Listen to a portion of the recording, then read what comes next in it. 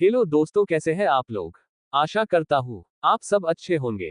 तो as novel story में आपका स्वागत है। सुनते रहिए अनोखी कहानियां अनोखे अंदाज में। तो बढ़ते हैं कहानी की ओर। अभी तक आपने चैनल को सब्सक्राइब नहीं किया तो प्लीज चैनल को सब्सक्राइब करें और बेल आइकन को दबाना ना भूलें। तो स्टार्ट करते हैं। कहानी का नाम मोहब्बत का जुनून। दोस्तों आप लोग सपोर्ट करिए प्लीज। लाइक करें, कमेंट करें। चलिए अब चलते हैं अपने कहानी के अंदर। अब स्टार्ट करते हैं चैप्टर 1। इश्क लूट लेता है। एक सुनसान रास्ते पर एक शख्स नीचे जमीन पर लेटा हुआ था और हाथ जोड़कर गिड़गिड़ा रहा था। उसके सामने दो शख्स में से एक अपने हाथ में हथियार लिए खड़ा था, लेकिन दोनों की आंखों में बेहद गुस्सा और हैवानियत झलक रही थी। प्लीज मुझे छोड़ दो, मैंने तुम लोगों के लिए बहुत सारा काम किया है। इस बार मुझसे गलती हो गई, लेकिन आइंदा मैं ऐसी गलती कभी नहीं करूंगा। प्लीज मुझे एक मौका दे दो। गद्दार को सिर्फ मौत दी जाती है, मौका नहीं। ऊपर खड़े दो आदमियों में से एक ने कहा और अपनी पिस्टल से तब तक गोलियां चलाता रहा जब तक उस पिस्टल में गोलियां खत्म नहीं हो गई। सामने खड़ा इंसान शैतानों की तरह मुस्कुरा रहा था और गोलियों की आवाज पर नाच रहा था, पर नीचे लेटा हुआ आदमी शायद नरक के द्वार पर पहुंच चुका था। उसके सीने पर और कुछ नहीं दिखाई दे रहा था सिवाय गोलियों के निशान के, और खून से लथपथ वो जमीन पर बेजान पड़ा था।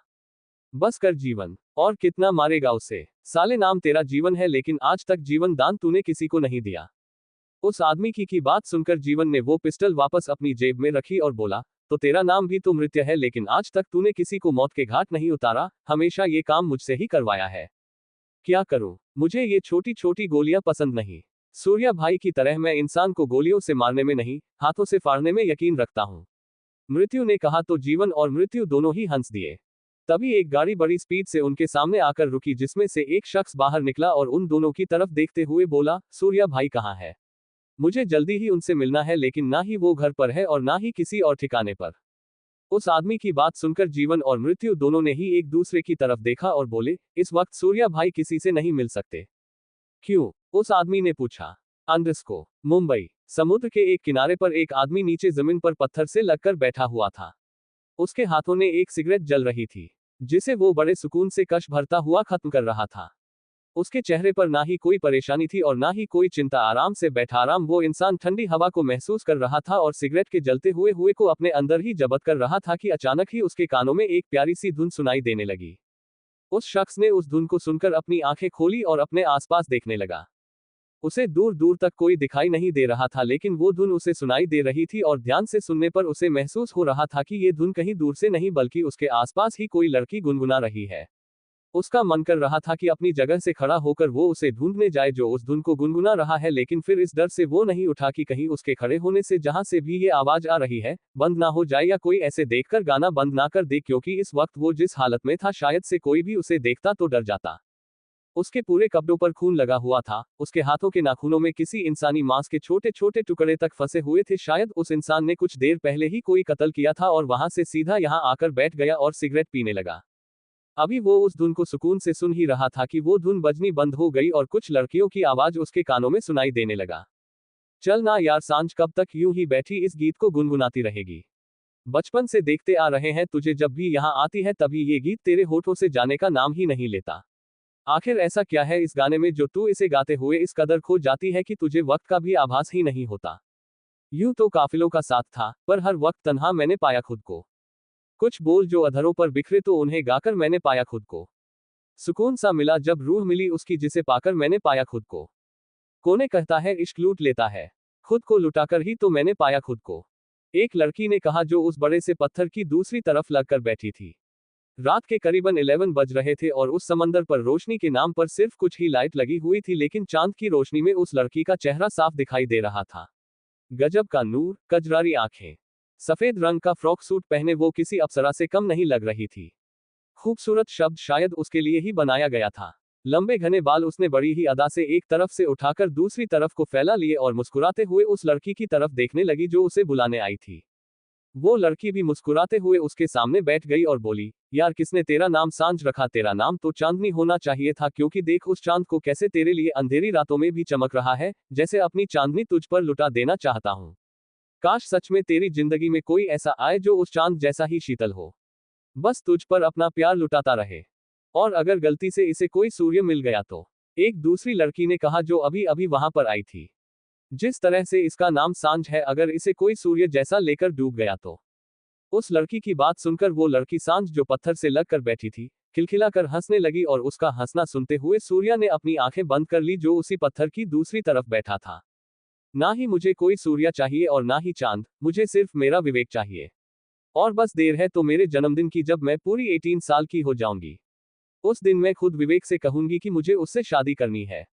सांझ ने कहा तो दूसरी तरफ बैठे सूर्या ने एक झटके से अपनी आंखें खोल दी। सांझ खड़ी हुई और आगे बढ़ गई तो पीछे पीछे अंजलि और नेहा भी उस तरफ बढ़ गई जहां पर सांझ जा रही थी। अचानक ही गीली मिट्टी में सांझ का पैर फंस गया और वो पीछे की तरफ मुड़ गई, लेकिन उसके कली बाल उसके चेहरे को ढकने लगे। उसने बड़ी अदा से उन सभी बालों को इकट्ठा किया और एक जुड़े में बांध लिया, लेकिन माथे पर झूलती हुई लिटे अभी भी उसके गालों को चूम रही थी। थोड़ी ही दूरी पर उस पत्थर की दूसरी तरफ खड़ा सूर्या सिंह राठौर उसे देख रहा था। उम्र तकरीबन 30 साल, बदन ऐसा जैसे कोई पत्थर से बना इंसान, माथे पर झूलते हुए बाल और हल्की बियर्ड। पीछे के थोड़े से लंबे बालों को उसने एक रबर में बांध रखा था। दोनों कानों ने पहनी हुई थी सोने की बालियां, लेकिन उनका दिल अटक रहा था सामने बड़े बड़े झुमके पहनकर खड़ी हुई सांझ पर। आगे जारी है। अब स्टार्ट करते हैं चैप्टर 2। सनक दिल की। सांझ का पैर मिट्टी में फंसा हुआ था और वो जैसे ही पीछे की तरफ अपना पैर निकालने के लिए मुड़ी, पत्थर से लगकर खड़ा सूर्या उसे देखता ही रह गया। उसकी लाल आंखें सांझ के झूलते हुए झुमकों के साथ साथ ही झूल रही थी। सांझ का पैर मिट्टी से निकला तो वो वापस मुड़ी और वहां से चली गई। सूर्या उसे तब तक देखता रहा जब तक वो आंखों से ओझल नहीं हो गई। सांझ अंजलि और नेहा के साथ अनाथ आश्रम पहुंची तो तीनों ही सीधा अपने कमरे की ओर बढ़ गई। वैसे अनाथ आश्रम में इतनी रात तक बाहर रहना अलाउड नहीं था, लेकिन उन तीनों को स्पेशल परमिशन मिली हुई थी क्योंकि वो तीनों ही एक बेकरी में जॉब करती थी। जैसे ही सांझ अपने बिस्तर पर आई उसका फोन बजा। फोन की स्क्रीन पर देखते हुए उसके चेहरे पर एक प्यारी सी मुस्कुराहट आ गई। विवेक हाट नाम से सेव वो नंबर उसके चेहरे पर मुस्कुराहट भी खेल रहा था। उसे देखकर लगता था कि शायद ये कोई स्पेशल ही है। उसने मुस्कुराते हुए फोन उठाया और सामने से भी एक बेहद प्यारी आवाज आई। पहुंच गई आश्रम? जी, सांझ ने भी मुस्कुराकर कहा और फिर दोनों तरफ एक खामोशी पसर गई। थोड़ी देर बाद सांझ ने गुड नाइट कहते हुए उस खामोशी को तोड़ा तो दूसरी तरफ से जवाब आया, इतनी जल्दी? क्यों, आपको सोना नहीं? सांझ ने मुस्कुराकर पूछा। सोना है पर तुम्हें सुलाकर।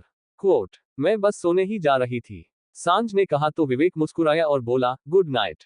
गुड नाइट, सांझ ने कहा और फोन काटकर फोन अपने सीने से लगा लिया। उसके चेहरे पर एक मुस्कुराहट बिखरी हुई थी। अंजलि जो उसके पीछे खड़ी उसकी बातें सुन रही थी, उसके कंधे पर अपना कंधा मारते हुए बोली, मोहतरमा कब तक यूं ही गुड नाइट पर अटकी रहोगी? अपने दिल की बात कह क्यों नहीं देती कि तू उससे प्यार करती है? सांझ उसकी बात सुनकर उसकी तरफ घूमी और बोली, कुछ बातें कहीं नहीं जाते, सिर्फ महसूस की जाती है। तो बता, क्या महसूस किया तूने विवेक के बारे में? यही कि जितना प्यार मैं उनसे करती हूँ उतना ही प्यार वो भी मुझसे करते हैं, लेकिन शायद उन्हें डर है कि अगर उन्होंने अपने दिल की फीलिंग मुझे कह दी तो हम दोनों की दोस्ती पर कोई ग्रहण न लग जाए। ग्रहण? सूर्य ग्रहण तो लग चुका तुम्हारी जिंदगी पर। अब तुम्हें किसी चांद की नहीं, इस सूर्य की होना पड़ेगा, क्योंकि जो चीज सूर्य को पसंद आ जाए वो या तो सूर्य की होकर रहती है या फिर दुनिया से उसका वजूद ही खत्म हो जाता है। सूर्य ने मिट्टी में गिरे हुए एक झुमके को उठाकर उसे अपनी लालसी आंखों से देखते हुए कहा और मुस्कुराने लगा, लेकिन वो मुस्कुराहट दिलकश नहीं खतरनाक थी। रात के करीबन 12 बजे राठौर मेंशन के बाहर एक गाड़ी आकर रुकी। वो गाड़ी हवा को चीरती हुई आई थी और उसमें से बाहर निकलने वाला शख्स भी हवा को चीरते हुए ही घर के अंदर एंटर हुआ।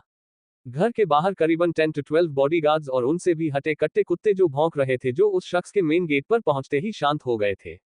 घर का मुख्य दरवाजा पूरी तरह से ऑटोमेटिक लॉक सिस्टम से बना हुआ था, लेकिन सूर्या के कदम दहलीज पर पड़ते ही वो दरवाजा अपने आप खुल गया। लेकिन जैसे ही दरवाजा खुला, अंदर डाइनिंग टेबल पर बैठे 2 शख्स जो खाना खा रहे थे उनके हाथ बीच में ही रुक गए। लेकिन सूर्या नहीं रुका, वो चुपचाप सीढ़ियों की तरफ बढ़ने लगा ही था कि जीवन और मृत्यु दोनों ही जल्दी से अपनी जगह से उठे और उसकी तरफ भागे आए। सूर्या भाई, आप इस वक्त यहाँ? मृत्यु ने कहा तो सूर्या ने भौहें उचकाते उसकी तरफ देखा, लेकिन कुछ नहीं। उसकी लाल आंखें देखकर मृत्यु चुप हो गया, लेकिन जीवन बोला, आपने उसे मारा नहीं किया, पर आपकी हालत तो कुछ और कह रही है। लेकिन उसे मार दिया तो आप घर कैसे? आप तो जब भी गुस्से में हो तो रात समुद्र किनारे बिताते हैं, तो आज घर पर? जीवन का सवाल सुन सूर्या को कुछ देर पहले की घटना याद आई। एक शख्स लगातार जंगल के बीचों बीच भागे जा रहा था। ऐसा लग रहा था जैसे वो अपनी जान बचाने के लिए भाग रहा हो, क्योंकि वो बार बार पीछे की तरफ देख रहा था। लेकिन अचानक ही वो भागते भागते रुक गया, क्योंकि जिसे वो पीछे देखते हुए भाग रहा था वो इंसान नहीं, हैवान उसके सामने आकर खड़ा हो गया था। उस इंसान की आंखों में डर साफ दिखाई दे रहा था, लेकिन सामने खड़े हैवान की आंखों में सिर्फ हैवानियत की लाली दिखाई दे रही थी। अचानक ही उस भाग रहे आदमी का सिर 2 टुकड़ों में बंट गया, क्योंकि उस हैवान से भी ज्यादा खतरनाक इंसान ने उस आदमी के सिर के बीचों बीच एक तेजधार कापा चलाकर उसका सिर बीच में से ही फाड़ दिया था। खून नदियों की तरफ बहता हुआ उसके चेहरे को भिगोने लगा, लेकिन अगले ही पल उस आदमी ने उस बीच में से फटे हुए सिर को दोनों तरफ से पकड़ा और उसे बुरी तरह से खींच दिया। अब सिर्फ सिर ही नहीं, वो आदमी भी 2 फाड़ होकर जमीन पर गिरा हुआ था। उस आदमी को तड़पने का मौका भी नहीं मिला। कहा था तुझसे अगर मुझसे गद्दारी की तो जान से मारूंगा नहीं, जीते जी फाड़ दूंगा। क्योंकि सूर्या मारने से ज्यादा इंसान को फाड़ने में यकीन रखता है। अंडरस्को जीवन और मृत्यु सूर्या को देख रहे थे, जो किसी सोच में खोया हुआ था। जीवन उसके थोड़ा सा पास आया और बोला, आप ठीक तो हो ना सूर्या भाई? मतलब आप इस तरह से घर नहीं आते तो बस पूछ लिया। वो बोल ही रहा था कि उसे नजरअंदाज करके सूर्या सीढ़ियों की तरफ बढ़कर अपने कमरे में चला गया। मृत्यु और जीवन बस उसे जाते हुए देखते रहे। अंडरस्को सूर्या अपने कमरे में आया और आईने के सामने खड़ा हो गया। उसके सफेद कपड़ों पर खून के धब्बे लगे हुए थे। चेहरे पर भी 1-2 खून के छींटे थे। उसने अपने कपड़े उतारे और सिर्फ शॉर्ट्स में आईने के सामने खड़ा रहा। 30 की उम्र में 48 का सीना, और वो भी इतना कसा हुआ कि पसीने की बूंदें भी इश्क बरसाती हुई लुढ़क रही थी, और कानों में पहनी हुई बालियां जो कहर मचा रही थी। उसने अचानक से ही अपने हाथों में पकड़ा हुआ सांझ का झुमका अपने आगे किया और उसे देखते हुए मुस्कुराने लगा। उस झुमके को यूं ही हाथों में लिए वो बेड की तरफ बढ़ा और उसे एक तरफ बड़े प्यार से रख दूसरी तरफ आकर खुद लेट गया और फिर से उस झुमके जो निहारने लगा। उसके होंठों पर एक मुस्कुराहट थी, लेकिन आंखों में सिर्फ सनक दिखाई दे रही थी, जो शायद अब बनने वाली थी। अब स्टार्ट करते हैं चैप्टर 3। अंजाम बहुत बुरा होगा। पूरी रात सूर्या बिस्तर में अपने बगल में रखे उन झुमकों की तरफ देखता रहा। उसने ना ही अपने होंठों से एक लफ्ज कहा था और ना ही अपनी पलकें झपकाए। सुबह के 7 बजे तो वो अपने बिस्तर से उठा और नहाने चला गया। वह हमेशा पहले सुबह उठते ही जिंदा का था, लेकिन आज उसने जिम जाना कैंसिल कर दिया, जो शायद आज तक कभी भी नहीं हुआ था। नहाकर बाथरूम से बाहर आने के बाद वो जल्दी से आईने के सामने खड़ा हुआ तैयार होने लगा। उसके होठों पर एक हल्की हल्की मुस्कुराहट थी और आंखें रोजमर्रा से और भी ज्यादा लाल, जो शायद पूरी रात ना होने के कारण हुई थी। वो नीचे आया तो सिवाय सर्वेंट्स के इस वक्त घर में कोई भी नहीं था। जीवन और मृत्यु दोनों ही लेट पार्टी के लिए घर से बाहर गए हुए थे और अभी तक घर नहीं लौटे थे। एक सर्वेंट ने उससे नाश्ते के लिए पूछा, लेकिन वो उनकी बात सुने बिना ही वहां से बाहर आ गया। बाहर खड़ी चमचमाती बुगाटी वेरॉन कार के पास वो पहुंचा तो ड्राइवर भागता हुआ आया, लेकिन उसने उसके कुछ कहने से पहले ही गाड़ी में बैठकर गाड़ी स्टार्ट कर दी। अंडरस्को सांझ अनाथाश्रम से बाहर निकली ही थी कि एक गाड़ी उसके सामने आकर रुकी, जिसे वो एकदम से डर गई, लेकिन अगले ही पल उसके चेहरे पर शर्म से भरी मुस्कुराहट आ गई। गाड़ी की ड्राइविंग सीट पर बैठा विवेक उसे ही देख रहा था। गाड़ी रुकने पर वो बाहर आया और दूसरी सीट की तरफ बढ़कर दरवाजा खोला तो सांझ के चेहरे की मुस्कुराहट और भी ज्यादा बढ़ गई। मैं चली जाऊंगी, आप क्यों रोज रोज परेशान होते हैं? यहीं पास में ही तो है बेकरी। वो कह ही रही थी कि विवेक ने उसे हल्के गुस्से से देखा तो वो जल्दी से विवेक की तरफ बढ़ी और गाड़ी के अंदर बैठ गई। विवेक भी जल्दी से दूसरी तरफ से आया और गाड़ी स्टार्ट करते हुए बोला, आज तक मैंने तुम्हें कभी अकेले जाने दिया है जो आज जाने दूंगा। पर मैं नहीं चाहती कि आप रोज रोज परेशान हो। मुझे अच्छा नहीं लगता। लेकिन मुझे अच्छा लगता है तुम्हारे लिए परेशान होना भी और तुम्हारा मेरे साथ होना भी। विवेक ने मुस्कुराकर कहा। उसकी इन बातों से ही सांझ का दिल धड़क उठता था। वो मुस्कुराते हुए सामने देख ही रही थी कि अचानक ही उनकी गाड़ी रुकी। वो इस वक्त बेकरी से थोड़ी ही दूर थे, इसलिए विवेक ने गाड़ी रोक दी थी। सांझ का ऑर्डर था कि विवेक उसे बेकरी पर ना छोड़े, क्योंकि उसे डर रहता था कोई उन्हें देखकर कुछ बातें ना बनाए, इसलिए विवेक उसे थोड़ी दूरी पर ही ड्रॉप कर देता था। सांझ गाड़ी से उतरी, लेकिन उतरने से पहले ही विवेक ने उसका हाथ पकड़कर उसे रोक लिया। सांझ की धड़कन एकदम से बढ़ गई। उसने मुश्किल से पीछे पलट कर देखा तो उसकी नजरें विवेक से मिली, जो खुद उसे बहुत ही ज्यादा इंटेंसिटी से देख रहा था। क्या मुझे तुम्हारा थोड़ा सा वक्त मिल सकता है? विवेक ने पूछा तो सांझ हैरानी से उसे देखने लगी। कल तुम पूरे 18 साल की हो जाओगी, लेकिन कल के दिन से पहले मैं आज तुम्हारे साथ थोड़ा सा वक्त बिताना चाहता हूँ। आज शाम को होटल पैराडाइज रात 8 बजे, विवेक ने कहा और सांझ की कलाई को छोड़ दिया। सांझ कुछ पल तो उसे देखती रही और फिर अपनी पलकें झुकाकर गाड़ी से बाहर आ गई। ना ही उसने हाँ कहा और ना ही ना, लेकिन उसके दिल में पूरी तरह से खलबली मची हुई थी। विवेक का उसे इस तरह से होटल में बुलाना और यूं हाथ पकड़ना उसे गुदगुदी सी कर रहा था। वो नीचे उतरकर आगे बढ़ने को हुई, लेकिन फिर हल्का सा घूमी और विवेक की तरफ देखते हुए थोड़ा सा मुस्कुराए तो विवेक भी मुस्कुराया और उसे तब तक देखता रहा जब तक वो आंखों से ओझल नहीं हो गई। लेकिन जल्दी ही उसकी मुस्कुराहट एक शैतानी मुस्कुराहट में बदली और उसकी जिन आंखों में अभी तक प्यार झलक रहा था उनमें एक जुनून सा तैरने लगा। उसने अपनी गाड़ी स्टार्ट की और बड़ी तेजी से वहां से निकल गया। अंडरस्को दीदी दीदी ये आपके लिए एक छोटी सी लड़की सांझ के पास आकर उसकी तरफ एक फूल बढ़ाते हुए बोली तो सांझ हैरानी से उसे देखा। उसे लगा शायद ये भी विवेक की कोई शरारत है। उसने पीछे पलटकर देखा लेकिन वहां पर ना ही विवेक था और ना ही विवेक की गाड़ी, लेकिन दूसरी तरफ एक लड़का खड़ा था जो उसे देखकर मुस्कुरा रहा था। ये किसने दिया आपको? सांझ ने उससे पूछा तो उस छोटी सी लड़की ने उसी लड़के की तरफ इशारा कर दिया। सांझ ने वो फूल नीचे जमीन पर फेंका और उसे अपने पैरों से मसल दिया, लेकिन उस लड़के के चेहरे की मुस्कुराहट पर अभी भी कोई फर्क नहीं पड़ा। वो अभी भी ज्यों का त्यों खड़ा मुस्कुराए जा रहा था। तभी सांझ के पास एक छोटा सा लड़का और आया और उसकी तरफ एक फूल फिर से बढ़ाते हुए बोला, दीदी दीदी ये आपके लिए। सांझ ने उससे भी पूछा कि ये फूल उसे किसने दिया तो उसने भी उसी लड़के की तरफ इशारा कर दिया, जिससे सांझ बुरी तरह से खींच गई। वो फूल हाथों में मरोड़कर नीचे जमीन पर फेंकती हुई सांझ उस लड़के की तरफ बढ़ी और गुस्से में उसे घूरते हुए बोली, कितने बेशर्म इंसान हो तुम, कब से मेरे पीछे पड़े हो? कितनी बार मैंने समझा दिया तुम्हें कि अपनी इन छिछोरी हरकतों को बंद कर लो वरना मैं तुम्हारी कंप्लेंट पुलिस में कर दूंगी, लेकिन तुम्हें कोई फर्क ही नहीं पड़ता। तुम्हारे लिए तो अगर मेरी जान भी चली जाए तो भी कोई गम नहीं। बकवास बंद करो अपनी, मैंने कहा ना तुमसे मैंने कि मुझे तुम में कोई इंटरेस्ट नहीं, सांझ ने कहा कि तभी उस लड़के ने आगे बढ़कर जल्दी से उसका हाथ पकड़ लिया और बोला, लेकिन मुझे तो है, मैं तुमसे सच में बहुत प्यार करता हूं और मैं तब तक तुम्हारे पीछे यूं ही आता रहूंगा जब तक तुम मुझे हाँ नहीं कह देती। सांझ ने एक झटके से ही उससे अपना हाथ छुड़वा लिया था और फिर गुस्से से उसे देखते हुए उस पर हाथ उठाने लगी, लेकिन फिर उसने खुद पर काबू करके अपना हाथ हवा में ही रोक लिया और उसे बेहिसाब गुस्से से देखते हुए बोली, आखिरी बार वार्निंग दे रही हूं तुम्हें, इसके बाद अगर तुमने कोई भी हरकत की तो अंजाम अच्छा नहीं होगा। इतना कहकर सांझ बेकरी की तरफ घूमी और आगे बढ़ गई। पागलों के साथ पागल बनना उसकी फितरत में नहीं था।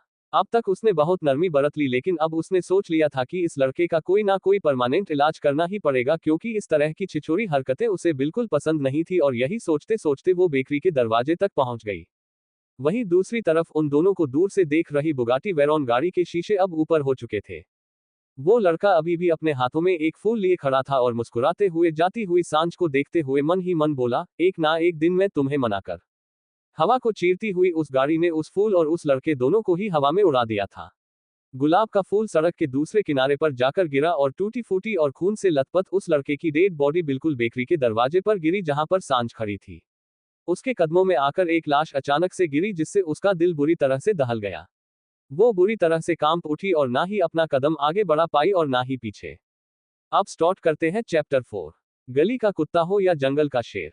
अचानक से अपने कदमों के पास गिरी लाश को देखकर सांझ एकदम सुन्न हो चुकी थी। उसे समझ नहीं आ रहा था कि आखिर ये सब हुआ क्या। वो अपनी स्थिर आंखों से बस उस लाश को देख रही थी। अचानक हुए इस शोर की वजह से बेकरी के अंदर काम कर रहे वर्कर और कस्टमर भी बाहर आ चुके थे और सबकी आंखें हैरत में फैली हुई थी। जल्द ही वहां पर एम्बुलेंस और पुलिस को भी फोन करके बुलाया गया, लेकिन किसी को भी कुछ पता नहीं चला कि आखिर ये सब कैसे हुआ। क्या ये कोई एक्सीडेंट हुआ या मर्डर या फिर किसी की सनक। वहीं दूसरी तरफ सूर्या की आंखें सिर्फ लाल ही नहीं, डरावनी भी हो रही थी। अपने ऑफिस में चेयर पर बैठा वो पेपरवेट घुमा रहा था और उसके सामने ही चेयर पर उसका एक आदमी बैठा था। वो इंसान बोल कम और डर ज्यादा रहा था, जिससे सूर्य का हाथ बार बार घूमते हुए रुक जाता तो वो आदमी उसका हाथ रुकते देख फिर से तोते की तरह बोलना शुरू कर देता। आज सुबह जब उसने को विवेक की गाड़ी में से उतरते हुए देखा, उसी वक्त उसने उस गाड़ी और गाड़ी चलाने वाले के बारे में सब इन्फॉर्मेशन पता लगाने के लिए ऑर्डर दे दिए थे और अभी उसे पता चला कि विवेक ओबरॉय खानदान का इकलौता बेटा और ओबरॉय कंपनी का होने वाला सीईओ है।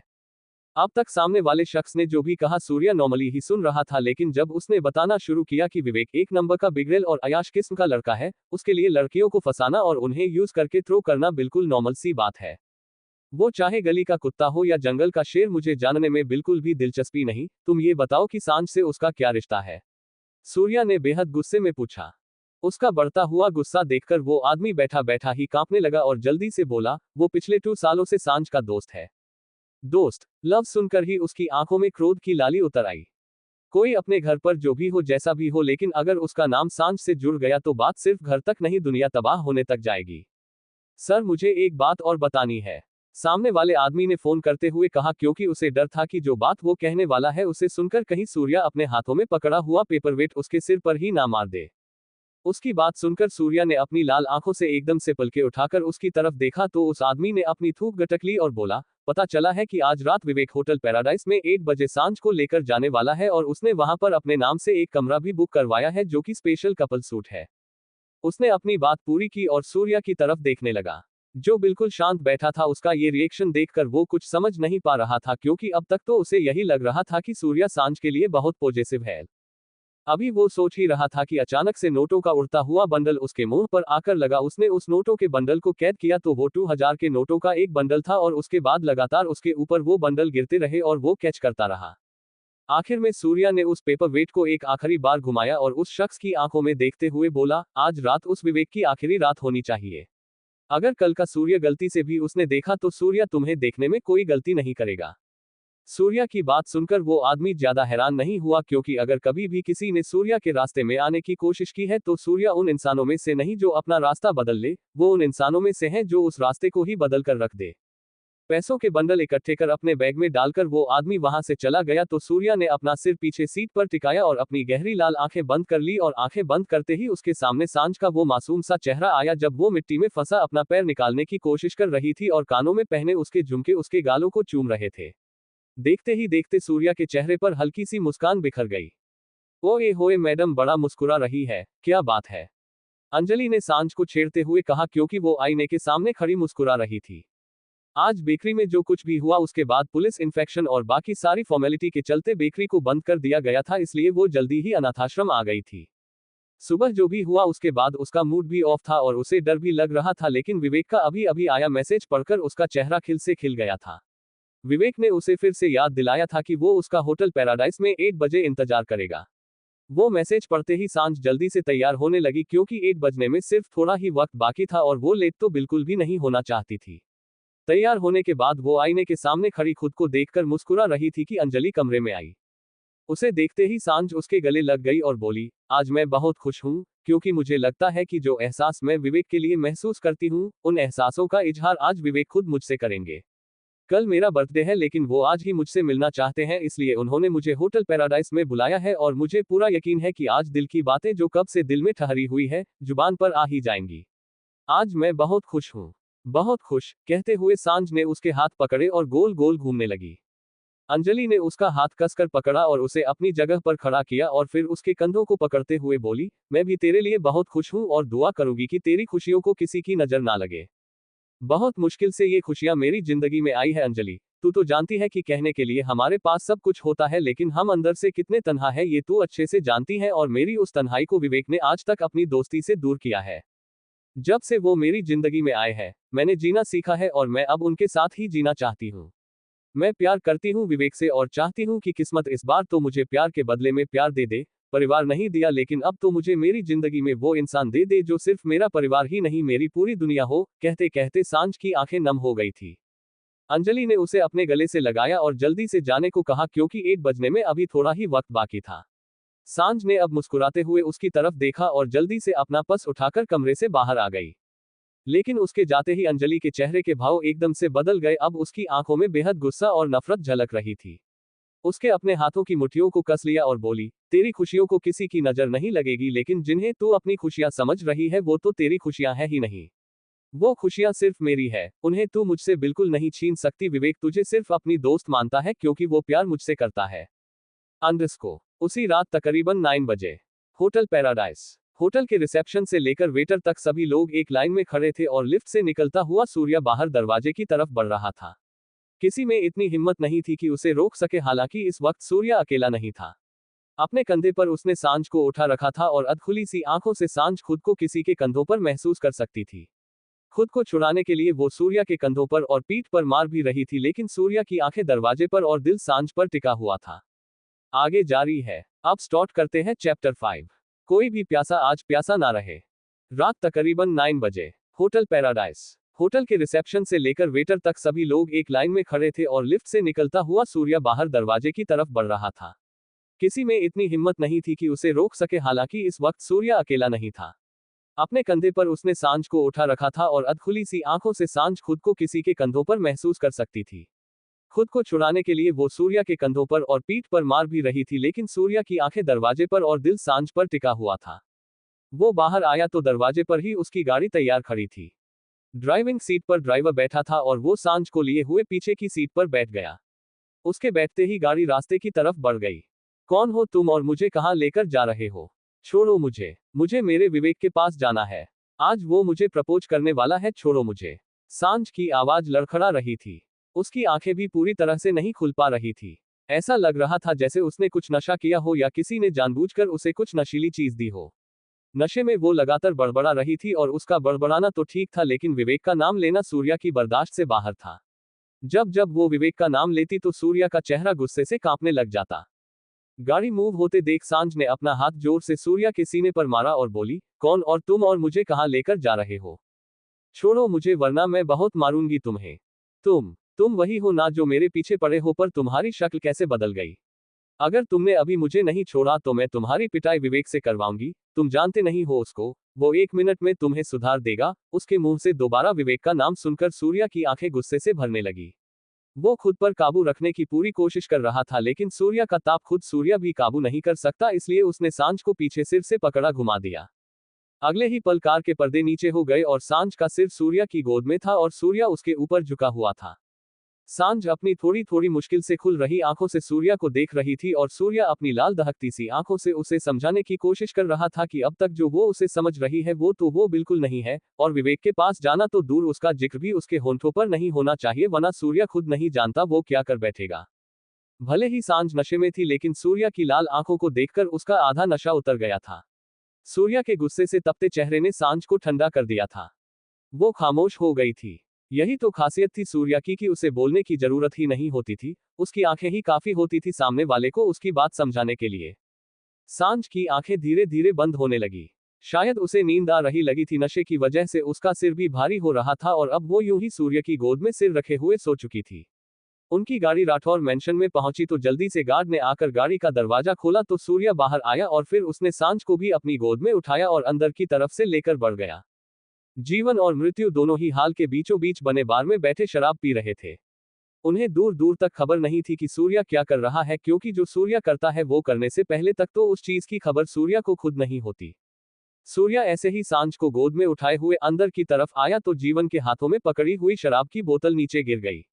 उसने हैरानी से सूर्या को देखा, जबकि मृत्यु तो अभी भी पीने में मस्त था। अभी तक उसका ध्यान सूर्या पर गया ही नहीं था, लेकिन शराब की बोतल नीचे गिरते देख उसने जीवन की तरफ देखा और फिर जीवन की नजरों का पीछा करते हुए उसकी नजरें सूर्या पर पड़ी। सूर्या की गोद में एक लड़की को देखकर उसकी आंखें भी हैरत से फैल गई, लेकिन होठों पर एक शरारती मुस्कुराहट भी आ गई। वो जल्दी से सूर्या की तरफ बढ़ा और बोला, भाई साहब लौंडिया, क्या बात है, आज तो बड़े मूड में लग रहे हैं जनाब। पूरी रात वो अभी बोल ही रहा था कि एकदम से चुप हो गया, क्योंकि उसकी नजरें सूर्या की दहकती हुई नजरों से मिल चुकी थी और उन्हें एकदम लाल देखकर उसकी बोलती बंद हो गई थी। वो जल्दी से पीछे हट गया तो सूर्या भी आगे बढ़ा और चुपचाप अपने कमरे में चला गया। जीवन जल्दी से मृत्यु के पास आया और बोला, ये क्या हो रहा है? सूर्या भाई, ये किसे लेकर आए हैं? ये तो नहीं पता ये कौन है, लेकिन इतना जरूर पता है कि ये सूर्या भाई की वो सनक है जो आई भी सूर्या भाई की मर्जी से है और जाएगी भी उनकी मर्जी से ही। अभी वो दोनों बात कर ही रहे थे कि अचानक से ही उन्हें गोली चलने की आवाज आई। उन्होंने देखा तो सामने खड़ा सूर्या बार में काउंटर पर रखी हुई बोतलों को पिस्टल से उड़ा रहा था।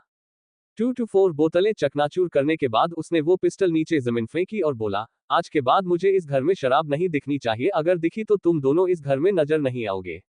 इतना कहकर वो वापस अपने कमरे की तरफ जाने लगा, क्योंकि वो नशे में झूलती हुई सांझ को बेड पर लिटाकर वापस नीचे आ गया था।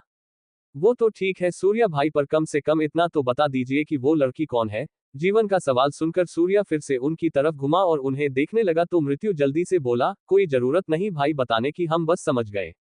लेकिन मृत्यु की बात सुनकर भी सूर्या नहीं रुका और धीमे धीमे उनके करीब आया। जीवन और मृत्यु दोनों के ही माथे पर पसीने आने लगे थे। अगर सूर्या को कोई सबसे ज्यादा जानता था तो वो जीवन और मृत्यु ही थे, और वो ये बात अच्छी तरह से जानते थे कि सूर्या सिर्फ तपता हुआ गोला ही नहीं, सनकी इंसान भी है जो सनक में आकर किसी को भी कुछ कर सकता है, फिर चाहे वो दोनों ही क्यों ना हो। लेकिन तभी सूर्या हल्का सा मुस्कुराया और बोला, भाभी है वो तुम्हारी। लेकिन फिर अचानक ही उसके चेहरे के भाव एकदम सख्त हो गए और वो आगे बोला, भाभी माँ समान होती है, इसलिए गलती से भी उनकी इज्जत में कोई कमी नहीं आनी चाहिए, वरना नहीं होगी भाई, कभी कोई कमी नहीं होगी। जीवन और मृत्यु दोनों एक साथ बोले और वहां से जाने लगे, लेकिन सूर्या की आंखों को देखकर एक बार फिर रुक गए। सूर्या भी मुस्कुराया और अपनी जेब में से एक कार्ड निकालकर मृत्यु के हाथ में थमाते हुए बोला, पूरी मुंबई आज शराब के नशे में झूलनी चाहिए, कोई भी प्यासा आज प्यासा ना रहे। इतना कहकर वो मुस्कुराया और उस बार की तरफ बढ़ा और एक बोतल खोलकर मुंह से लगाते हुए सीधिया चढ़ने लगा। आगे जारी है। अब स्टार्ट करते हैं चैप्टर 6। सूर्या सिंह राठौर के बनाए नरक में। नीचे हॉल से ऊपर रूम में आते आते ही सूर्या ने अपने होठों से लगी वो शराब की बोतल खत्म कर दी थी।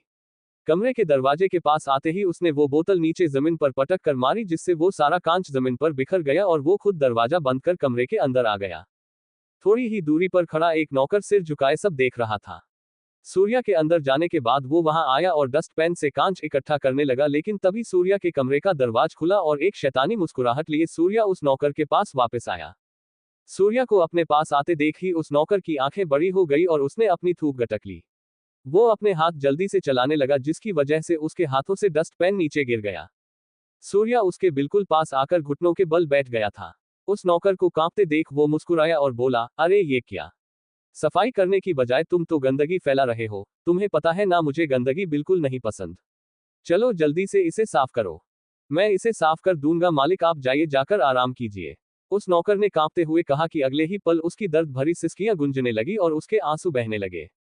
सूर्या ने उसके दोनों हाथों को पकड़ उनमें कांच भरकर उन्हें रगड़ना शुरू कर दिया था। वो कांच पूरी तरह से उस नौकर के हाथों में धंसता चला जा रहा था और खून की बूंदें नीचे टपक रही थी। कांच हाथों में चुभने की वजह से उसे बहुत ज्यादा दर्द हो रहा था, जिसकी वजह से वो सिसक रहा था। उसकी इतनी भी हिम्मत नहीं थी कि वो चीख सके। मुझे माफ कर दो मालिक, मुझे माफ कर दो, वो नौकर बिलख बिलख कर रोते हुए बोला, लेकिन सूर्या उसे रोते देखकर मुस्कुरा रहा था। उसने एक झटका देकर उसे छोड़ा तो उसके हाथ नीचे पड़े उस कांच पर ही लगे और एक बार फिर से उसकी चीख निकल गई। तुम मुझसे माफी मांग रहे हो? हा, क्या तुम ये नहीं जानते कि सूर्य किसी को माफ नहीं करता, क्योंकि अगर माफ करता होता तो तुम यहाँ पर नहीं होते। तुम्हारे कर्मों की सजा ही ये है कि तुम यहाँ राठौर मैंशन में हो, सूर्या सिंह राठौर के बनाए नरक में। सूर्या ने उसे गुस्से से घूरते हुए कहा और फिर उस नौकर को एक जोर से लात मार वहां से चला गया। वो कमरे के अंदर आकर सीधा सांझ के पास आया। नशे में होने की वजह से उसकी आंखें बंद थी, लेकिन वो बड़बड़ा रही थी। मैं यहाँ कैसे आई? मुझे आश्रम जाना है, मुझे विवेक के पास जाना है, वह लगातार बड़बड़ा रही थी। उसके मुंह से दोबारा विवेक का नाम सुनकर सूर्या का चेहरा गुस्से से कांपने लगा था। वो उसके बिल्कुल करीब बैठकर उसके ऊपर झुका और उसके चेहरे को देखने लगा। क्यूट सा चेहरा और गोरे गोरे गालों पर पड़ते हुए छोटे छोटे डिंपल देखते हुए सूर्या की आंखों में मदहोश उतरने लगी। सांझ ने अपनी आंखें हल्की हल्की खोली और सूर्या की तरफ देखते हुए बोली, कौन हो तुम और मुझे यहाँ क्यों लेकर आए? उसका सवाल सुनकर सूर्या ने एक पल के लिए अपनी आंखें बंद की। थोड़ी देर पहले होटल पैराडाइज के एक कमरे में विवेक सांझ के आने से पहले उस रूम में सारी तैयारियां कर रहा था। वही सोफे पर एक बहुत बड़ा गिफ्ट बॉक्स रखा हुआ था और साथ ही साथ पूरे कमरे को बहुत अच्छी तरह से सजाया हुआ था। व्हाइट और रेड कलर बैलून से वो कमरा पूरा भरा हुआ था और जगह जगह पर गुलाब के फूल और जगती हुई कैंडल बिछी हुई थी। 8 बजने में चंद ही मिनट बाकी थे।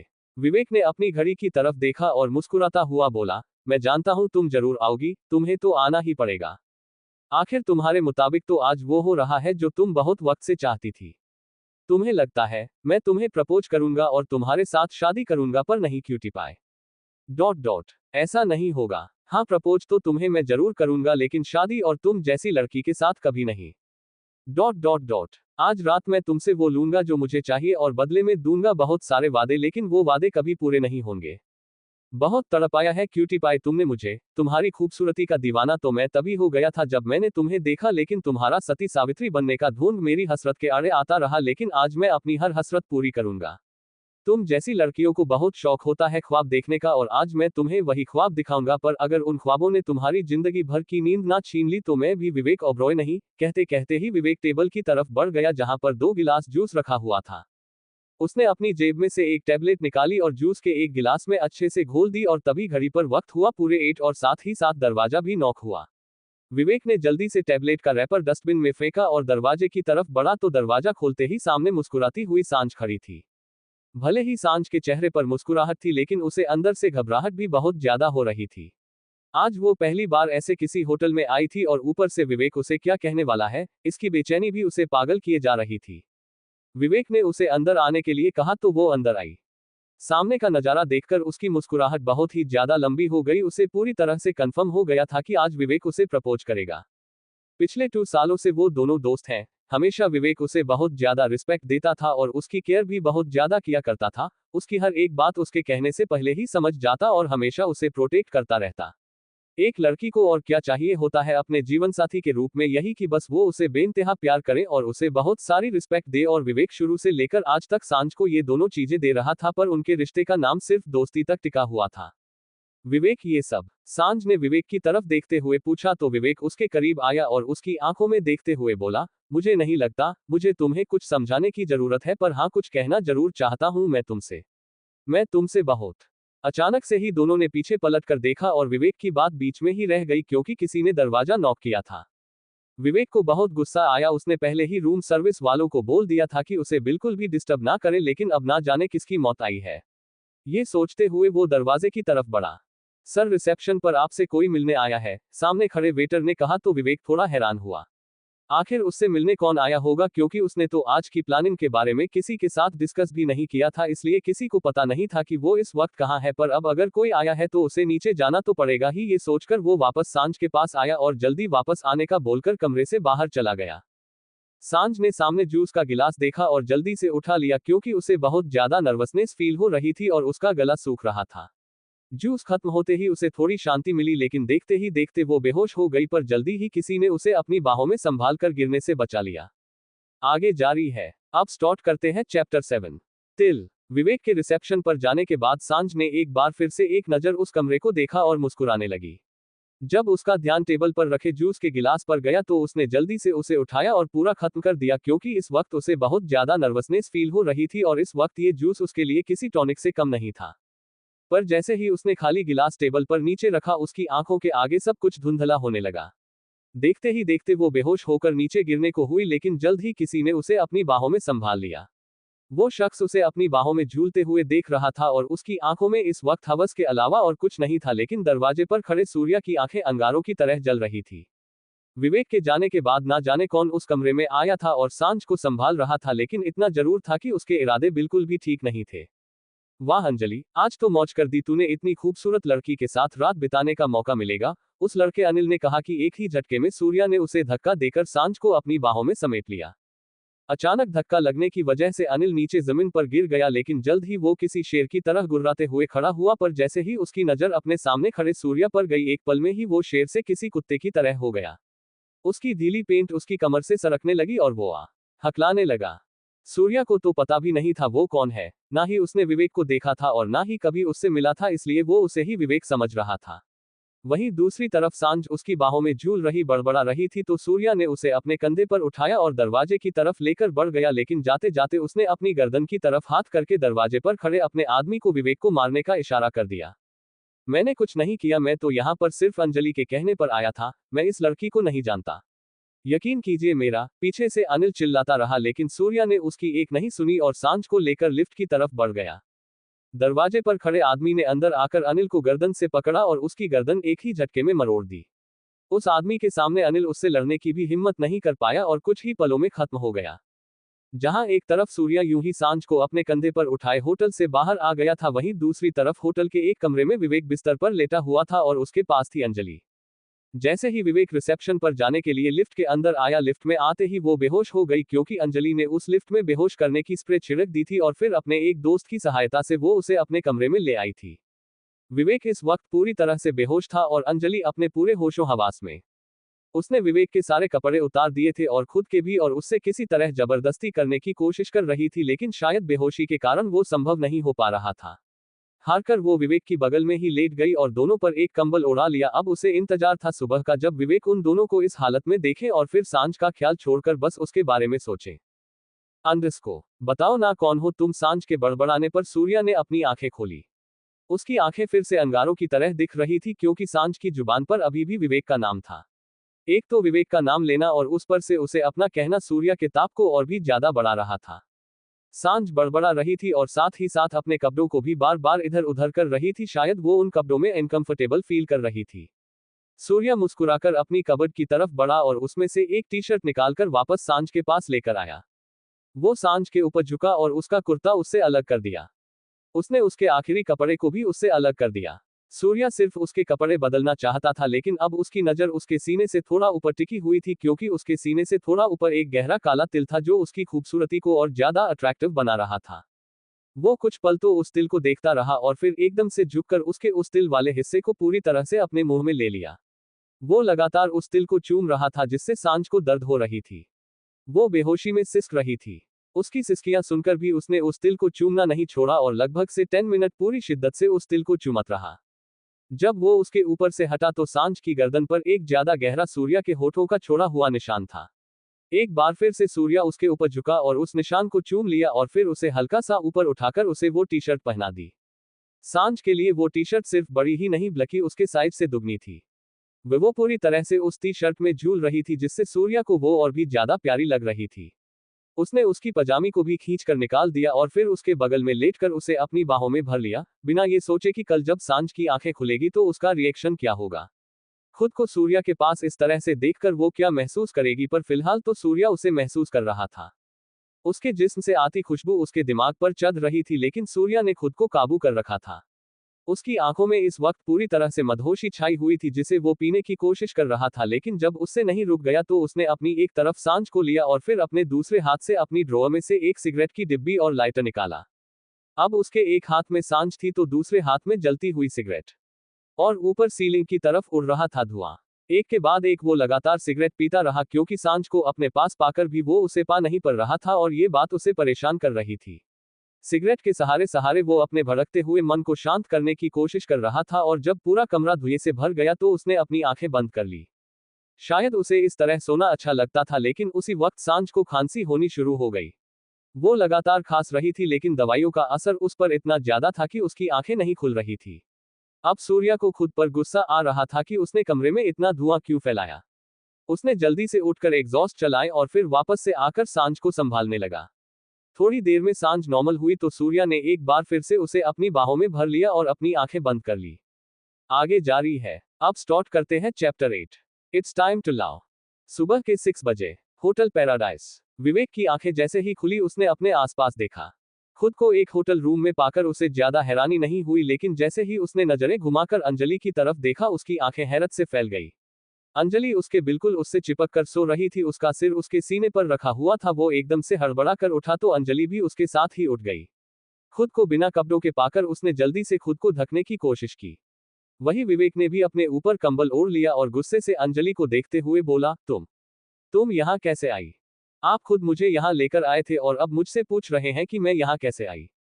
मैं तुम्हें कब लेकर आया? मुझे तो ऐसा कुछ याद नहीं। मैं तो सांझ के साथ था। और सांझ कहाँ है? उसने कमरे में नजर दौड़ाते हुए पूछा।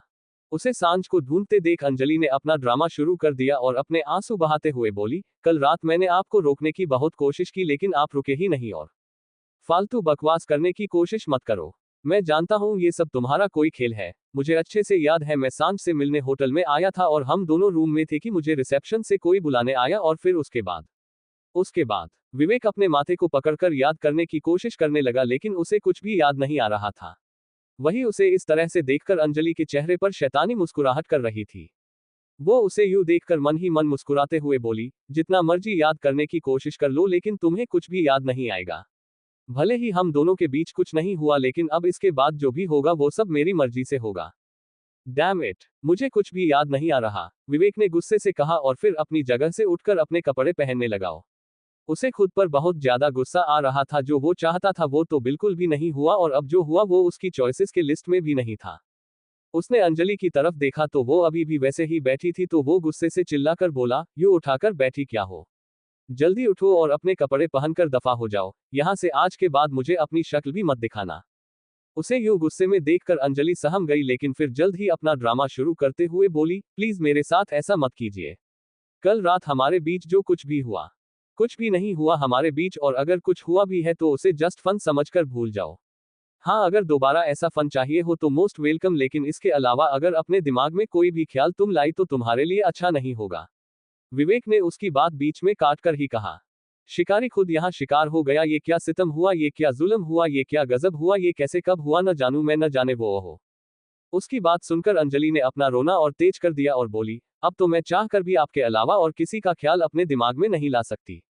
कल हमारे बीच जो कुछ भी हुआ वो आपके लिए चाहे कुछ भी ना हो, लेकिन मेरे लिए बहुत कुछ है, इसलिए आज से मैं सिर्फ आपकी हूँ और आपके अलावा किसी और के बारे में मैं सोच भी नहीं सकती, और मैं तब तक आपका इंतजार करूंगी जब तक आप खुद मेरे पास नहीं आ जाते। क्वोट। विवेक अभी भी उसे गुस्से से देख रहा था। उसने अपनी जेब में से एक नोटों की गड्डी निकाली और अंजलि की तरफ फेंकते हुए बोला, वैसे तो मुझे नहीं लगता कल हमारे बीच कुछ हुआ है, लेकिन अगर हुआ भी है तो ये उसकी कीमत है। इतना कहकर वो कमरे से बाहर निकल गया, जबकि अंजलि उन नोटों की गड्डी की तरफ देखती रही और बोली, मैं सांझ नहीं जिसे तुम अपने पैसों से खरीद लोगे। मैं वो हूं जो तुमसे तुम्हारा सब कुछ छीन कर भी तुम्हारे साथ ही रहेगी, बिकॉज अब मुझे सिर्फ तुम्हारा नाम ही नहीं तुम भी चाहिए हो। Just wait and watch my love. इतना कहकर उसने उस नोटों की गड्डी में से नोट निकालकर हवा में उछाल दिए और फिर अंगड़ाई लेने लगी। अंडरस्को सुबह के 10 बजे राठौर मेंशन। कोई सूर्य के कमरे का दरवाजा जोर जोर से खटखटा रहा था, लेकिन सूर्य इस वक्त गहरी नींद में था। सूर्य वो सूर्य नहीं था जो लोगों की जिंदगी में नई सुबह लाने के लिए 5 बजे ही उदय हो जाए, बल्कि वो सूर्य था जिसकी सुबह अपने हिसाब से और रात भी अपने हिसाब से हो। लेकिन जब दरवाजा खटखटाना बंद नहीं हुआ तो उसने अंगड़ाइयां लेते हुए अपनी आंखें खोली तो सांझ का खूबसूरत चेहरा उसके सामने था। उसका मन तो कर रहा था कि अभी उसके उस चेहरे को अपने होठों से पूरी तरह लाल कर दे, लेकिन दरवाजे की खटखटाहट ने उसके सारे मूड की ऐसी तैसी कर दी थी। उसने बिस्तर से उठकर जाकर दरवाजा खोला तो सामने मृत्यु खड़ा था। मृत्यु ने सूर्य को देखा और एकदम से उसके कमरे में घुसने लगा। हमेशा वो बिना पूछे या कहे ही सूर्य के कमरे में घुस जाता था, तो अभी भी वैसे ही आ गया। रात में उसने इतनी ज्यादा पी ली कि अभी उसे कुछ याद भी नहीं था, लेकिन जैसे ही उसने कदम अंदर रखा सूर्य ने उसे खींचकर पीछे किया और देखते ही देखते उसका गाल पर एक जोरदार तमाचा जड़ दिया। मृत्यु एकदम हैरान रह गया। भले ही जीवन और मृत्यु दोनों ही सूर्य से बहुत डरते थे, लेकिन इसका कारण ये नहीं था कि सूर्य उन पर हाथ उठाता था। आज पहली बार था जो सूर्य ने मृत्यु पर यूं हाथ उठाया था। कल रात तुम्हें अपनी बात अच्छे से समझाई थी मैंने, लेकिन लगता नहीं कि तुम्हें समझ आई है, सूर्य ने कहा तो मृत्यु को 1 सेकंड में सब कुछ याद आ गया। भाई वो सॉरी मुझे याद। वो अपने गाल पर हाथ रखकर बोला। उसने अपनी नजरें झुका ली थी और अब बहुत ज्यादा पीछे हट गया था। वो अपनी बात पूरी करता उससे पहले ही सूर्य फिर से बोला, आज के बाद मेरे कमरे में तो दूर, मेरे कमरे के आसपास भी दिखाई दिए तो मृत्यु शब्द तुम्हारी किस्मत बना दूंगा। दफा हो जाओ यहां से, सूर्य ने गुस्से से लाल होकर कहा तो मृत्यु चुपचाप वहां से चला गया।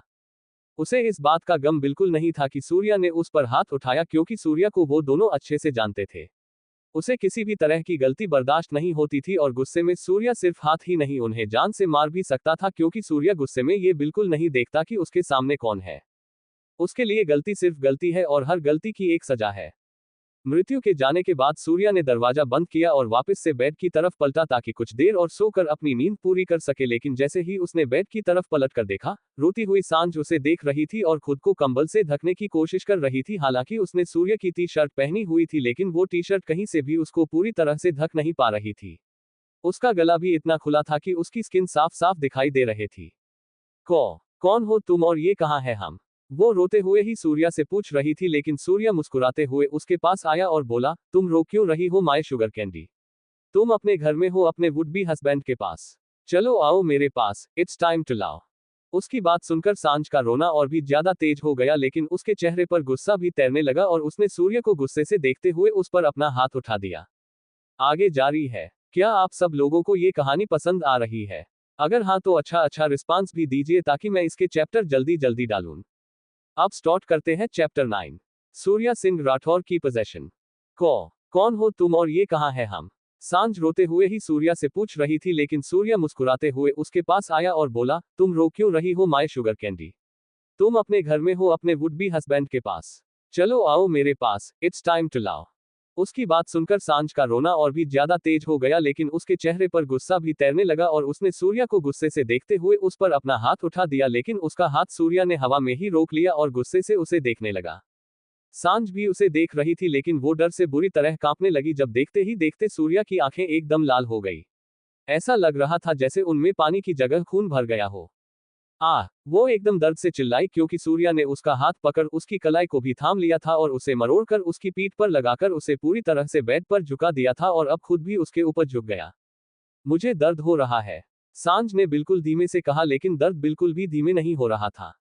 वो तो बेइंतहा हो रहा था, जिससे उसकी आंखों में आंसू बह रहे थे। लेकिन जैसे ही वो आंसू उसकी आंखों को कोरों से बहने लगा, सूर्य ने झुककर उसे पी लिया और फिर सांझ को देखते हुए बोला, मुझ पर हाथ उठाने की गलती बिल्कुल मत करना, क्योंकि जब मैं हाथ तोड़ता हूं तो देखता नहीं हूं कि सामने इंसान कौन है और मैं बिल्कुल नहीं चाहता कि मैं तुम्हें दर्द दूं। मैं तुम्हें सिर्फ प्यार करना चाहता हूं। सांझ उसकी बात सुनकर और भी ज्यादा रोने लगी, तो सूर्य ने अपने हाथ से उसके आंसू पोंछे और बोला, don't cry my sugar candy. मेरा दिल तुम्हारी मुस्कुराहट पर फिदा है तो सिर्फ मुस्कुराओ। अपनी बात कहते वक्त सूर्या की आंखों में रिक्वेस्ट नहीं बल्कि एक धमकी थी जिससे सांझ बस उसे देखती रह गई। सूर्या ने थोड़ा सा ऊपर उठकर एक झटके में उसे ऊपर ही खींच लिया और फिर उसे अपनी गोद में बिठाने लगा और बोला, मुझे तुम्हें प्यार करना है। लेकिन मौका पाते ही सांझ उसकी पकड़ से छूट गई और जल्दी से बेड से खड़ी होकर दरवाजे की तरफ भाग गई। उसने दरवाजे को खोलने की कोशिश की लेकिन उसे यही नहीं समझ आया कि आखिर वो दरवाजा खुलेगा कैसे, क्योंकि वहां पर ना ही कोई चिटकनी थी और ना ही कोई हैंडल। वैसे तो उसकी इस हरकत पर सूर्या को गुस्सा करना चाहिए था लेकिन वो उसे देखते हुए मुस्कुरा रहा था और यूं ही मुस्कुराते हुए उसकी तरफ बढ़ा। माय शुगर कैंडी, वो मुस्कुराते हुए बोला तो सांझ एकदम से चिल्लाई, चुप, बिल्कुल चुप, कोई शुगर कैंडी नहीं हूं मैं तुम्हारी। मुझे यहाँ नहीं रहना, मुझे जाना है यहाँ से। कहते कहते ही वो जल्दी से दूसरी तरफ भागी जहां पर एक वास रखा हुआ था। उसने वो वास अपने हाथों में उठाया और सूर्या की तरफ उठाकर मारा लेकिन सूर्या ने पहले उसे अपने हाथ में ही रोक लिया और फिर खुद उसे जमीन पर पटक दिया। सांझ भी इतने में नहीं रुकी। उसने वहीं पास रखा एक स्टेचू उठाया और सूर्या की तरफ देखकर गुस्से में बोली, मैं इससे तुम्हारा सिर फोड़ दूंगी। मुझे चुपचाप यहाँ से जाने दो वरना तुम्हारे लिए ठीक नहीं होगा। मुझे नहीं रहना यहाँ। समझ नहीं आ रहा क्या तुम्हें? समझ तो तुम्हें नहीं आ रहा माय शुगर कैंडी। मैं तुमसे प्यार करना चाहता हूं और तुम ये तोड़ फोड़ कर रही हो। सूर्या ने एकदम कोल्ड सी आवाज में कहा तो सांझ ने वो स्टेचू बिल्कुल के पैरों के पास मारा लेकिन सूर्या उसके लिए पूरी तरह से तैयार था। अपने पैरों पर लगते ही उसने वो स्टेचू दोबारा उछाल दिया तो वो सीधा सामने लगे आईने पर लगा। ऐसा लग रहा था जैसे सांझ ने बॉलिंग की हो और सूर्या ने बैटिंग। अपनी एक भी ना चलती देखकर सांझ का दिल और भी ज्यादा कांपने लगा और वो और भी ज्यादा घबरा गई। घबराहट में उसने वहां की हर छोटी बड़ी चीज नीचे जमीन पर सूर्या की तरफ पटकनी शुरू कर दी तो सूर्या उसकी तरफ बढ़ा। सांझ लगातार उस पर कोई ना कोई चीज उठाकर फेंके जा रही थी लेकिन उसे कोई फर्क नहीं पड़ रहा था। उसने सांझ के पास पहुंचकर जबरदस्ती उसे अपनी बाहों में भर लिया और फिर अपनी रिवॉल्वर से एक एक कर उस कमरे में लगी हर तस्वीर, हर आईना, हर लाइट और हर वो चीज जो उस कमरे की खूबसूरती को बढ़ा रही थी अपनी रिवॉल्वर से चकनाचूर कर दी। गोलियों की आवाज सुनकर बहुत ही ज्यादा डर गई। वो चीखने लगी और एक झटके से ही सूर्या के सीने से लग गई। उसकी सांसें तेज हो चली थी। उसमें हिम्मत भी नहीं थी कि चेहरा घुमाकर सामने की तरफ देख सके। सूर्या के सीने से लगी वो बस मुश्किल से सांस ले रही थी लेकिन अपने सीने पर उसकी सांसें महसूस कर सूर्या बेकाबू हो रहा था। उसके पूरे शरीर में हलचल होनी शुरू हो गई थी। जब हर एक चीज पूरी तरह से टूटकर बिखर गई तो सूर्या सांझ का चेहरा अपने हाथों में भरकर उसकी आंखों में देखते हुए बोला, अब तो सब कुछ टूट गया। क्या अब हम प्यार कर सकते हैं? सूर्या के एक्सप्रेशंस देखकर और उसकी बात सुनकर सांझ को ऐसा लग रहा था जैसे वो नॉर्मल इंसान ना होकर कुछ और ही हो, एकदम सनकी और पागल। वो डरते हुए बोली, प्लीज मत करो ये सब, मुझे बहुत डर लग रहा है, प्लीज मुझे यहाँ से जाने दो। मैं किसी से बहुत प्यार करती हूँ। वो मेरा इंतजार कर। वो अपनी बात पूरी करती उससे पहले ही उसका मुंह बंद कर दिया गया था। सूर्या ने अपने हाथों में पकड़ी हुई रिवॉल्वर उसके बिल्कुल मुंह में गड़ा दी थी और गुस्से से कांपते हुए उसे देख रहा था। आज के बाद अगर तुमने मेरे अलावा किसी का नाम भी लिया तो बोलने लायक नहीं रहोगी। सूर्या की वार्निंग ने सांझ की आंखों में फिर से आंसू ला दिए थे। सिवाय रोने के वो कुछ नहीं कर सकी। उसे रोते देख सूर्या ने वो रिवॉल्वर हटाई और बोला, मुझे नहीं पसंद मेरी शुगर कैंडी, मेरे अलावा किसी और का नाम ले, पर मुझे आपका नाम ही नहीं पता। सांझ ने मासूमियत से अपना रो रो कर बहता हुआ नाक ऊपर की तरफ खींचते हुए कहा तो सूर्या का मन किया कि अभी अपनी शुगर कैंडी को बहुत सारा प्यार कर ले। मेरा नाम जानना है तुम्हें? सूर्या ने पूछा तो सांझ ने मासूमियत से हाँ में सिर हिलाया तो सूर्या मुस्कुराया और बोला, सूर्या सिंह राठौर। और तुम हो सांझ? सूर्या सिंह राठौर। सूर्या सिंह राठौर की पोजीशन।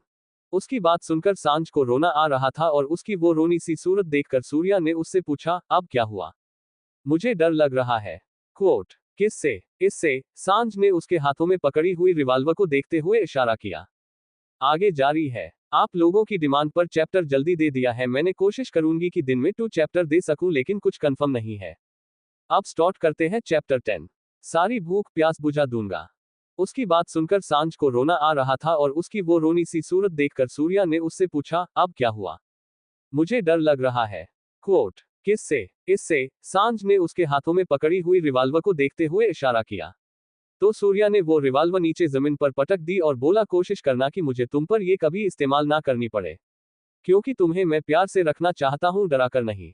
उसकी बातों में वार्निंग सुनकर सांझ की बची खुची हिम्मत भी टूट गई। उसे समझ नहीं आ रहा था कि वो अपने पास सिर्फ शॉर्ट्स पहनकर खड़े सूर्या से शर्माए, डरे या उस पर गुस्सा करे। अपनी उलझनों में उलझी वो एकदम से सूर्या की तरफ देखते देखते बेहोश हो गई। सूर्या की बातों में वार्निंग सुनकर सांझ की बची खुची हिम्मत भी टूट गई और एकदम से वो सूर्या की तरफ देखते देखते बेहोश हो गई। सूर्या ने उसे अपनी गोद में उठाया और वापस बिस्तर पर ले आया। उसने उसे बेड पर लिटाया और फिर उसके मासूम से चेहरे को देखते हुए बोला, ओह माय शुगर कैंडी, कितनी नाजुक हो तुम। पर कोई बात नहीं, मैं तुम्हें इतना स्ट्रांग बनाऊंगा कि जिससे तुम डर रही हो वो तुम्हें सिर्फ एक खिलौना लगेगा। फिर तुम उसके साथ खेलना और मैं तुम्हारे साथ। उसे देखते वक्त सूर्या के चेहरे पर एक मुस्कुराहट थी और आंखों में एक नशा, एक जुनून। वो उठा और ड्रॉअर में कुछ ढूंढने लगा। अब वो वापस सांझ की तरफ पलटा तो उसके हाथों में एक इंजेक्शन था और उसके साथ ही एक छोटी सी बोतल जिसमें शायद कोई दवाई थी। उसने सांझ के बाद आकर उस इंजेक्शन को फिल किया और देखते ही देखते वो इंजेक्शन सांझ के हाथ पर लगा दिया। सांझ भी बेहोशी में थी इसलिए उसने कोई रिएक्शन नहीं दिया, लेकिन वो इंजेक्शन लगाने के बाद सूर्या ने वो खाली इंजेक्शन डस्टबिन में फेंका और फिर सांझ पर अच्छे से ब्लैंकेट ओढ़ाकर रूम से बाहर आ गया। मृत्यु, जो सूर्या से थप्पड़ खाने के बाद वापस अपने कमरे में आ गया था, उसे बहुत गुस्सा आ रहा था, लेकिन सूर्या पर नहीं बल्कि खुद पर, क्योंकि आज उसने पहली बार सूर्या को नाराज कर दिया था। सूर्या ने उसे कल साफ साफ लफ्जों में कहा था कि जो लड़की उसके साथ आई है वो उन दोनों की भाभी है और उसके मान सम्मान में कोई कमी नहीं होनी चाहिए, लेकिन वो तो सुबह सुबह उनके कमरे में घुस गया बिना ये सोचे कि अब उसे उनकी प्राइवेसी का थोड़ा ध्यान रखना चाहिए। वो मायूस सा अपने बेड पर औंधे मुंह लेटा हुआ था कि अचानक ही उसे अपने बदन पर बहुत ज्यादा भार महसूस हुआ। सूर्या एकदम से आकर उस पर उल्टा लेट गया था। भाई प्लीज सॉरी, मृत्यु ने सूर्या को महसूस करते हुए कहा तो सूर्या मुस्कुराया और उसके सिर पर हाथ फेरते हुए बोला, तू जानता है ना मेरे गुस्से को, मुझे नहीं पसंद कि मैं तुम दोनों पर गुस्सा करूं, लेकिन आदत से मजबूर हूं। आपकी इसी आदत ने तो आपको सूर्या बनाया है भाई, और आपकी इस आदत से आपसे ज्यादा हमें प्यार है। आपके लिए हम दोनों क्या है ये हम दोनों को बताने की जरूरत नहीं, लेकिन मैं इतना जरूर कहना चाहता हूं कि अगर आपका प्यार हमारे लिए बेशुमार है तो आपका गुस्सा सहना भी हमारा फर्ज है, इसलिए अपने दिल में कोई भी गिल्ट मत रखिएगा। मुझे तो आज पता चला मेरा छोटा काफी बड़ा हो गया। सूर्या ने उस पर से उठते हुए कहा तो मृत्यु भी उसके साथ साथ उठा और उसकी तरफ देखते हुए बोला, ये भी आपकी मेहरबानी है भाई, अगर आप साथ ना देते तो ये छोटा तो कब का मर गया होता।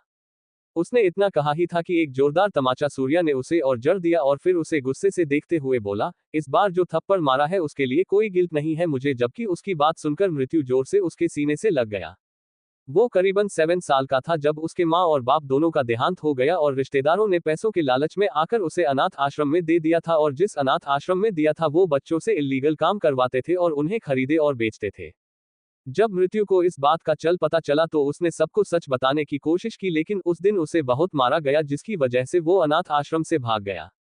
वो वापस अपने घर गया जहां पर उसके रिश्तेदारों ने भी उसे बहुत बुरी तरह से पीटा और शहर से दूर एक नाले पर फेंक दिया, लेकिन जिस पर सूर्या की नजर पड़ जाए उसकी मौत और जिंदगी दोनों ही भगवान की नहीं सूर्या की मर्जी में लिखी होती है, और उस दिन मृत्यु को एक नाम भी मिला और नई जिंदगी भी। सूर्या ने ही उसका नाम मृत्यु रखा था और उसी दिन से ही मृत्यु ने सोच लिया था कि अगर इस मृत्यु को सभी सूर्या के लिए मरना भी पड़े तो वो पीछे नहीं हटेगा। 10 मिनट बाद नाश्ते के लिए आ जाना, सूर्या ने कहा तो मृत्यु ने उसे चौंक कर देखा, क्योंकि इस घर में नाश्ते का कोई टाइम नहीं होता था और नाश्ता होगा भी या नहीं इस बात की भी कोई कंफर्मेशन नहीं होती थी, लेकिन अपनी बात कहकर सूरज चला गया तो मृत्यु भी जल्दी से उठा और बाथरूम में भाग गया, क्योंकि सूर्या के कहे 10 मिनट मतलब ठीक 10 मिनट। मृत्यु के कमरे से बाहर निकलकर सूर्या जीवन के कमरे में आया, लेकिन जीवन उस वक्त अपने कमरे में नहीं था, इसलिए उसने उसे सिर्फ एक मैसेज किया।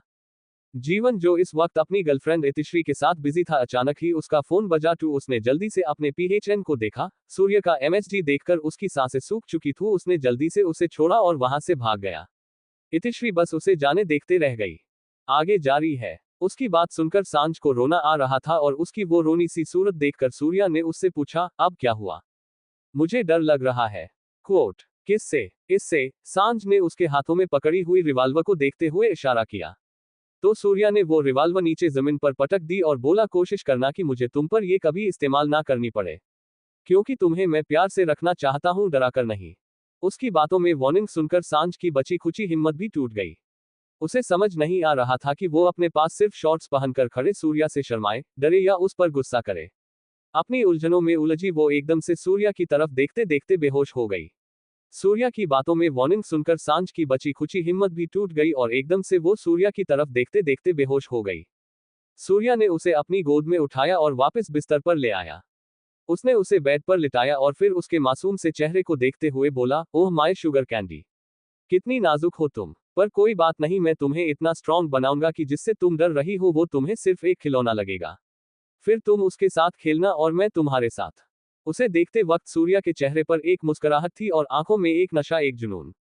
वो उठा और ड्रॉअर में कुछ ढूंढने लगा। अब वो वापस सांझ की तरफ पलटा तो उसके हाथों में एक इंजेक्शन था और उसके साथ ही एक छोटी सी बोतल जिसमें शायद कोई दवाई थी। उसने सांझ के बाद आकर उस इंजेक्शन को फिल किया और देखते ही देखते वो इंजेक्शन सांझ के हाथ पर लगा दिया। सांझ भी बेहोशी में थी इसलिए उसने कोई रिएक्शन नहीं दिया, लेकिन वो इंजेक्शन लगाने के बाद सूर्या ने वो खाली इंजेक्शन डस्टबिन में फेंका और फिर सांझ पर अच्छे से ब्लैंकेट ओढ़ाकर रूम से बाहर आ गया। मृत्यु, जो सूर्या से थप्पड़ खाने के बाद वापस अपने कमरे में आ गया था, उसे बहुत गुस्सा आ रहा था, लेकिन सूर्या पर नहीं बल्कि खुद पर, क्योंकि आज उसने पहली बार सूर्या को नाराज कर दिया था। सूर्या ने उसे कल साफ साफ लफ्जों में कहा था कि जो लड़की उसके साथ आई है वो उन दोनों की भाभी है और उसके मान सम्मान में कोई कमी नहीं होनी चाहिए, लेकिन वो तो सुबह सुबह उनके कमरे में घुस गया बिना ये सोचे कि अब उसे उनकी प्राइवेसी का थोड़ा ध्यान रखना चाहिए। वो मायूस सा अपने बेड पर औंधे मुंह लेटा हुआ था कि अचानक ही उसे अपने बदन पर बहुत ज्यादा भार महसूस हुआ। सूर्या एकदम से आकर उस पर उल्टा लेट गया था। भाई प्लीज सॉरी, मृत्यु ने सूर्या को महसूस करते हुए कहा तो सूर्या मुस्कुराया और उसके सिर पर हाथ फेरते हुए बोला, तू जानता है ना मेरे गुस्से को, मुझे नहीं पसंद कि मैं तुम दोनों पर गुस्सा करूं, लेकिन आदत से मजबूर हूं। आपकी इसी आदत ने तो आपको सूर्या बनाया है भाई, और आपकी इस आदत से आपसे ज्यादा हमें प्यार है। आपके लिए हम दोनों क्या है ये हम दोनों को बताने की जरूरत नहीं, लेकिन मैं इतना जरूर कहना चाहता हूं कि अगर आपका प्यार हमारे लिए बेशुमार है तो आपका गुस्सा सहना भी हमारा फर्ज है, इसलिए अपने दिल में कोई भी गिल्ट मत रखिएगा। मुझे तो आज पता चला मेरा छोटा काफी बड़ा हो गया। सूर्या ने उस पर से उठते हुए कहा तो मृत्यु भी उसके साथ साथ उठा और उसकी तरफ देखते हुए बोला, ये भी आपकी मेहरबानी है भाई, अगर आप साथ ना देते तो ये छोटा तो कब का मर गया होता।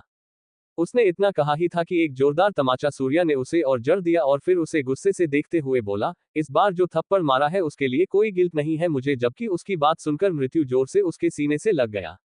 वो करीबन 7 साल का था जब उसके माँ और बाप दोनों का देहांत हो गया और रिश्तेदारों ने पैसों के लालच में आकर उसे अनाथ आश्रम में दे दिया था, और जिस अनाथ आश्रम में दिया था वो बच्चों से इल्लीगल काम करवाते थे और उन्हें खरीदे और बेचते थे।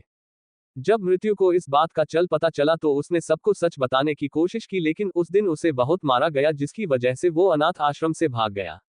वो वापस अपने घर गया जहां पर उसके रिश्तेदारों ने भी उसे बहुत बुरी तरह से पीटा और शहर से दूर एक नाले पर फेंक दिया, लेकिन जिस पर सूर्या की नजर पड़ जाए उसकी मौत और जिंदगी दोनों ही भगवान की नहीं सूर्या की मर्जी में लिखी होती है, और उस दिन मृत्यु को एक नाम भी मिला और नई जिंदगी भी। सूर्या ने ही उसका नाम मृत्यु रखा था और उसी दिन से ही मृत्यु ने सोच लिया था कि अगर इस मृत्यु को सभी सूर्या के लिए मरना भी पड़े तो वो पीछे नहीं हटेगा।